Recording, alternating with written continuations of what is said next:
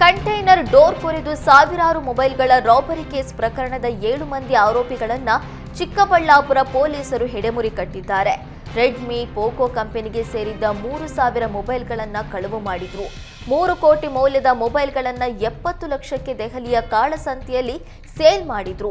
ದೇಶದ ವಿವಿಧ ರಾಜ್ಯಗಳಿಗೆ ಬೇಕಾಗಿದ್ದ ಖತರ್ನಾಕ್ ಗ್ಯಾಂಗ್ ಅನ್ನ ಡಿವೈಎಸ್ಪಿ ರವಿಕುಮಾರ್ ವರ್ಮಾ, ಇನ್ಸ್ಪೆಕ್ಟರ್ ಸೂರ್ಯಪ್ರಕಾಶ್ ನೇತೃತ್ವದಲ್ಲಿ ಬಂಧನ ಮಾಡಲಾಗಿದೆ.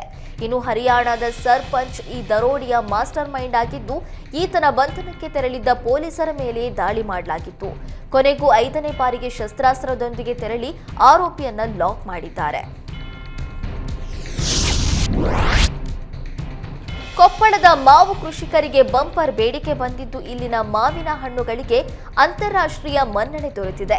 ಜಿಲ್ಲೆಯ ಕಲಾತಾವರೆಗೇರ, ಒಣಬಳ್ಳಾರಿ, ಕಾಮನೂರಿ, ಕೂಕನಪಳ್ಳಿ, ಇರಕಲಗಡ ಗ್ರಾಮಗಳಲ್ಲಿ ಹೆಚ್ಚಾಗಿ ಕೇಸರ್ ಮಾವಿನ ಹಣ್ಣು ಬೆಳೆಯಲಾಗುತ್ತೆ.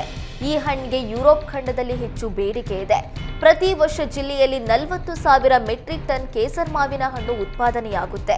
ಇದರಲ್ಲಿ 10,000 ಮೆಟ್ರಿಕ್ ಟನ್ ಕೇಸರ್ ಮಾವಿನ ಹಣ್ಣು ವಿದೇಶಕ್ಕೆ ರಫ್ತಾಗುತ್ತೆ. ಸದ್ಯ 6,000 ಹೆಕ್ಟೇರ್ ಪ್ರದೇಶದಲ್ಲಿ ಕೇಸರ್ ಮಾವಿನ ಹಣ್ಣು ಬೆಳೆಯಲಾಗುತ್ತಿದೆ. ತೋಟಗಾರಿಕೆ ಇಲಾಖೆಯಿಂದ ರೈತರಿಗೆ ತಾಂತ್ರಿಕ ಸಲಹೆ ಜೊತೆಗೆ ಎಲ್ಲಾ ರೀತಿಯ ನೆರವು ನೀಡಲಾಗುತ್ತಿದೆ. ಇಲ್ಲಿಯವರೆಗೆ ಕಾಫಿ ಇಳುವರಿ ಕಡಿಮೆ, ಇಳುವರಿಗೆ ತಕ್ಕಂತೆ ಬೆಲೆ ಇಲ್ಲ ಅಂತ ಬೆಳೆಗಾರರು ಕೊರಗ್ತಾ ಇದ್ರು. ಈಗ ಉತ್ತಮ ಧಾರಣೆ ಬಂದಿದ್ದು ಕಾರು ಖರೀದಿ ಹೆಚ್ಚಾಗಿದೆ. ಒಟ್ಟು 6 ತಿಂಗಳಲ್ಲಿ 5,777 ವಾಹನಗಳು ಜಿಲ್ಲೆಯಲ್ಲಿ ನೋಂದಣಿಯಾಗಿವೆ. ಇನ್ನು ಇಡೀ ವರ್ಷದ ವಾಹನಗಳ ಲೆಕ್ಕ ಹಾಕಿದ್ರೆ ಅವುಗಳ ಸಂಖ್ಯೆ 13,000 ಗಡಿ ದಾಟುತ್ತೆ. ಬಿಎಂಡಬ್ಲ್ಯೂ ಕಾರು 73.29 ಲಕ್ಷ ರೂಪಾಯಿ ಮೌಲ್ಯದ 3 ಬೆನ್ಸ್ ಕಾರುಗಳು, 14ರಿಂದ 25 ಲಕ್ಷ ರೂಪಾಯಿವರೆಗಿನ 40 ಮಹೀಂದ್ರ XUV 700 ಕಾರುಗಳು ಸೇರಿ ವಿವಿಧ ಮಾದರಿಯ ಕಾರುಗಳು ಚಿಕ್ಕಮಗಳೂರು ಪ್ರಾದೇಶಿಕ ಸಾರಿಗೆ ಕಚೇರಿಯಲ್ಲಿ ನೋಂದಣಿಯಾಗಿವೆ. ಯಾದಗಿರಿಯಲ್ಲಿ ಅತಿಯಾದ ಉಷ್ಣಾಂಶದಿಂದ ರೈತರ ಬೆಳೆಗಳು ಜಮೀನಿನಲ್ಲೇ ಒಣಗ್ತಾ ಇದೆ. ಕಳೆದ ವಾರದಿಂದ 43ರಿಂದ 44 ಡಿಗ್ರಿ ಸೆಲ್ಸಿಯಸ್ನಷ್ಟು ಉಷ್ಣಾಂಶ ದಾಖಲಾಗ್ತಾ ಇದ್ದು, ಜೊತೆಗೆ ನೀರಿನ ಕೊರತೆಯಿಂದ ಜಮೀನಿನಲ್ಲೇ ಕಲ್ಲಂಗಡಿ ಕೊಳೆತು ಹೋಗ್ತಾ ಇದೆ. ಗ್ರಾಮದ ಮರಿಲಿಂಗಪ್ಪ ಎಂಬ ರೈತ ಸುಮಾರು 2 ಲಕ್ಷ ರೂಪಾಯಿ ಖರ್ಚು ಮಾಡಿ 3 ಎಕರೆಯಲ್ಲಿ ಕಲ್ಲಂಗಡಿಯನ್ನ ಬೆಳೆದಿದ್ದು, ಸುಮಾರು 5 ಲಕ್ಷ ಲಾಭ ಬರುವ ನಿರೀಕ್ಷೆಯಲ್ಲಿದ್ರು. ಆದರೆ ಬೆಳೆ ಹಾಳಾಗಿದ್ದಕ್ಕೆ ಸರ್ಕಾರದಿಂದ ಸಹಾಯದ ನಿರೀಕ್ಷೆಯಲ್ಲಿದ್ದಾರೆ. ಕಾರು ಚಾಲಕನಿಗೆ ನಕಲಿ ನಾಗಸಾಧು ಒಬ್ಬ ವಂಚಿಸಿರುವ ಘಟನೆ ಬೆಂಗಳೂರಿನ ಶಾಂಗ್ರಿಲಾ ಹೋಟೆಲ್ ಬಳಿ ನಡೆದಿದೆ. ಏಪ್ರಿಲ್ 19ರಂದು ಕಾರು ಚಾಲಕ ವೆಂಕಟಕೃಷ್ಣಯ್ಯ ಶಾಂಗ್ರಿಲಾ ಹೋಟೆಲ್ ಬಳಿ ಕಾರು ನಿಲ್ಲಿಸಿ ವಿಶ್ರಾಂತಿ ತೆಗೆದುಕೊಳ್ತಿದ್ರು. ಈ ವೇಳೆ ಎಂಟ್ರಿ ಕೊಟ್ಟ ನಾಗಸಾಧು ಕಾರಿನಲ್ಲಿ 5 ನಿಮಿಷ ರೆಸ್ಟ್ ಮಾಡೋದಕ್ಕೆ ಅವಕಾಶ ಕೇಳಿದ್ದಾನೆ.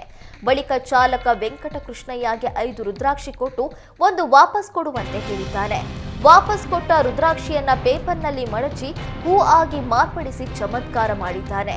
ಬಳಿಕ ನಿನ್ನ ಕೈಯಲ್ಲಿರುವ ಉಂಗುರ ನೀಡುವಂತೆ ಹೇಳಿದ ನಾಗಸಾಧು ಉಂಗುರ ಕೊಡ್ತಾ ಇದ್ದಂತೆ ಚಾಲಕನ ಹಣೆಗೆ ಬೂದಿ ರೀತಿಯ ವಸ್ತು ಹಚ್ಚಿ ಹಿಂದೆ ತಿರುಗಿ ನೋಡದೆ ಮುಂದೆ ಹೋಗು, ಇಲ್ಲದಿದ್ರೆ ನಿನಗೆ ಕೆಡಕಾಗುತ್ತೆ ಅಂತ ಹೇಳಿ ಪರಾರಿಯಾಗಿದ್ದಾನೆ.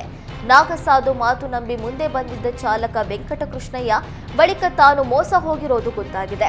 ಬಳಿಕ ಹೈಗ್ರೌಂಡ್ಸ್ ಠಾಣೆಗೆ ದೂರು ನೀಡಿರುವ ಚಾಲಕ ವೆಂಕಟಕೃಷ್ಣಯ್ಯ ನಾಗಸಾಧು ಬಂಧನಕ್ಕೆ ಆಗ್ರಹಿಸಿದ್ದಾನೆ. ಬೆಂಗಳೂರಿನ ಏಕೈಕ ಪ್ರಾಣಿಗಳ ಚಿತಾಗಾರ ಕಳೆದ 2 ವಾರಗಳಿಂದ ಬಂದ್ ಆಗಿದೆ. 2 ವಾರದ ಹಿಂದೆ ಸುರಿದ ಭಾರೀ ಮಳೆಗೆ ಚಿತಾಗಾರದ ಚಿಮಿನಿ ಶಿಥಿಲಗೊಂಡು ಬಿದ್ದಿದೆ. ಸದ್ಯ ಚಿತಾಗಾರ ಬಂದ್ ಆದ ಹಿನ್ನೆಲೆ ಜನರು ಪ್ರಾಣಿಗಳ ಕಳೆಬರಹಗಳನ್ನು ವಾಪಸ್ ತೆಗೆದುಕೊಂಡು ಹೋಗ್ತಿದ್ದಾರೆ. ಇನ್ನು ಕೆಲವರು ಅಲ್ಲೇ ಅಕ್ಕಪಕ್ಕ ಎಸೆದು ಹೋಗ್ತಾ ಇದ್ದಾರೆ. ಇದರಿಂದ ನಮಗೆ ವಾಸ ಮಾಡೋದಕ್ಕೆ ತೊಂದರೆ ಆಗ್ತಾ ಇದೆ ಅಂತ ಸ್ಥಳೀಯರು ಆರೋಪಿಸಿದ್ದಾರೆ. 2,35 ಲಕ್ಷ ವೆಚ್ಚದಲ್ಲಿ ಚಿತಾಗಾರ ನಿರ್ಮಾಣವಾಗಿತ್ತು. ಬಿಬಿಎಂಪಿ ಕಳಪೆ ಕಾಮಗಾರಿಯಿಂದ ಈ ಸ್ಮಶಾನ ನಿರ್ಮಿಸಿ 10 ವರ್ಷಕ್ಕೂ ಮೊದಲೇ ಹಾಳಾಗಿದೆ. ಅಧಿಕಾರಿಗಳು ಪರಿಶೀಲನೆ ಮಾಡಿದ್ರು, ಆದರೆ ದುರಸ್ತಿ ಕೆಲಸ ಮಾಡಿಲ್ಲ ಅಂತ ಸ್ಥಳೀಯರು ಆರೋಪಿಸಿದ್ದಾರೆ.